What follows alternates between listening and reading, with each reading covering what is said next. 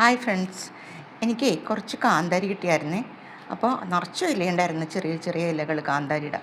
അപ്പോൾ ആ ഇലകളെല്ലാം പെറുക്കി കളഞ്ഞ് കഴുകി വൃത്തിയാക്കിയിട്ട് കുറച്ച് ഉപ്പും പുരട്ടിയിട്ട് ഞാനത് വെയിലത്ത് ഒന്ന് ഉണക്കാൻ വെച്ചായിരുന്നു. ഉണക്കാനെന്ന് ഉദ്ദേശിച്ചത് അതിൻ്റെ ആ വെള്ളമൊക്കെ ഒന്ന് പോയി കിട്ടാൻ വേണ്ടിയാണ്. അതല്ലെങ്കിൽ നമ്മൾ ഉപ്പിലിട്ട് കഴിയുമ്പോൾ അത് കേടായിട്ട് പോകും. അപ്പോൾ ആദ്യം തന്നെ ഞാൻ ചെയ്യാൻ പോകുന്നത്, ഒരു കുപ്പി നന്നായിട്ട്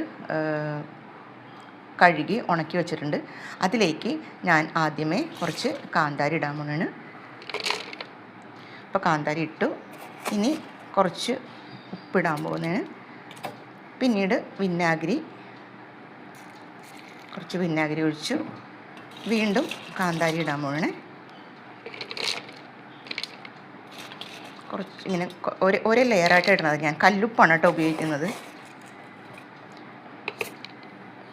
ഇനി കുറച്ച് വിനാഗിരി ഒഴിക്കും.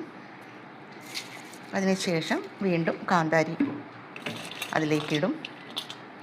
ഇതിനകത്ത് കായം ഇടുന്നത് നല്ലതാണ് കേട്ടോ. ഒരു ചെറിയ കഷ്ണം കായം ഇടണമെങ്കിൽ അത് കുറേ നാൾ നല്ല രുചിയോടെ നമുക്ക് അത് കഴിക്കാൻ പറ്റും. ഇനി വിനാഗിരി ഒഴിച്ച്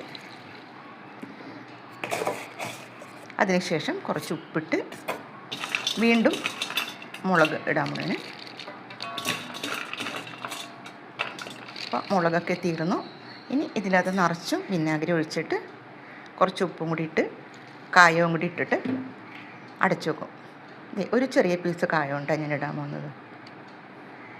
അപ്പോൾ ഇതെല്ലാം ഇട്ടിട്ട് അടച്ചു വെച്ച് കുറച്ച് ദിവസം കഴിയുമ്പോൾ ഇതെടുത്ത് ഉപയോഗിക്കാൻ പറ്റും. കപ്പ പുഴുങ്ങിയിട്ട് കാന്താരി ഉപ്പിലിട്ടതും ഉള്ളിയും കൂടി ചതച്ചിട്ട് ഒന്ന് കഴിച്ച് നോക്കി, എന്ത് രുചിയായിരിക്കും എന്നറിയാമോ? അപ്പോൾ എല്ലാവർക്കും ഇഷ്ടപ്പെട്ട് കാണുമെന്ന് വിശ്വസിക്കുന്നു. Thank you.